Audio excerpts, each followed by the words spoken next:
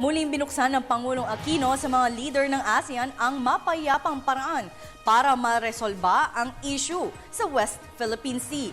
Paliwanag ng Pangulo, dapat mapagtibay ang ASEAN Code of Conduct para matiyak ang kapayapaan at kaayusan sa rehiyon.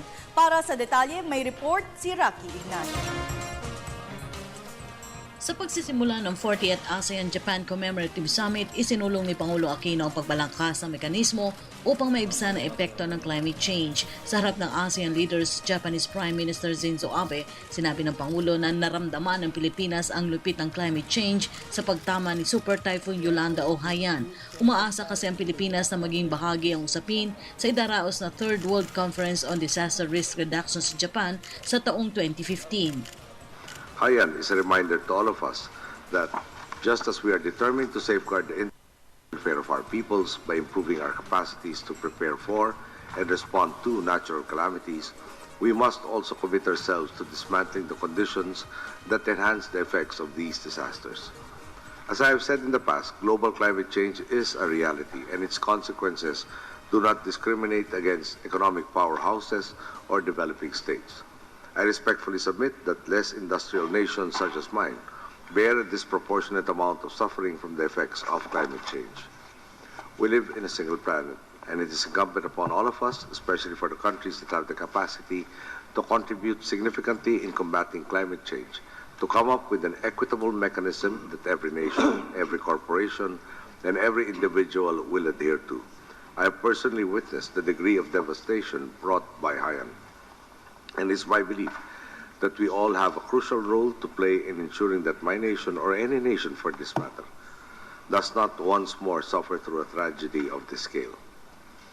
The Philippines therefore looks forward to the Third World Conference on Disaster Risk Reduction in 2015 here in Japan, as it will provide us another opportunity to develop concrete steps towards not only building more resilient communities, but also in addressing climate change and natural disasters.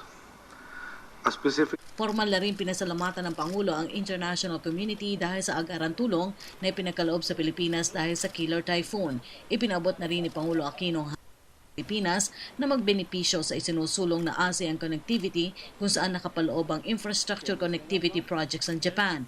Sinuportahan din ng Pilipinas ang deklarasyon ng Japan na bigyan ng mahalagang papel ang mga kababaihan. Gate ng Pangulo, mahalaga ito sa harap na rin ng pagbangon ng bansa sa hagupit ni Haiyan. Let me take this opportunity to once again thank all the countries that generously made available the use of their aircraft, ships, and other vessels and allowed us to bring the goods and humanitarian teams to affected areas. In light of our experience, we are hopeful for the continued support of Japan in implementing maritime infrastructure connectivity projects under the Master Plan for ASEAN Connectivity. In this regard, the ASEAN-Japan Workshop for PPP Infrastructure Development, which was recently held in Jakarta, is a step in the right direction. Just as we are determined to build disaster-resilient communities, we too are committed to fostering inclusiveness and openness in society. Part of this agenda includes enabling women to take a more prominent role not only in rehabilitation efforts, but also in spurring economic development and further strengthening the ties of communities. The Philippines, in this regard, welcomes the declaration of Prime Minister Abe to create a society in which women shine. Close quote.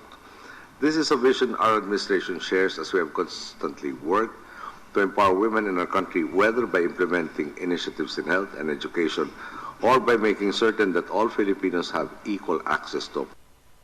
Sa pagdalo ng Pangulo, umabot sa $287 million ang nakuhang tulong sa ilalim ng post-disaster response dahil kay Yolanda at pagbili ng 10 multi-role response vessels sa Philippine Coast Guard.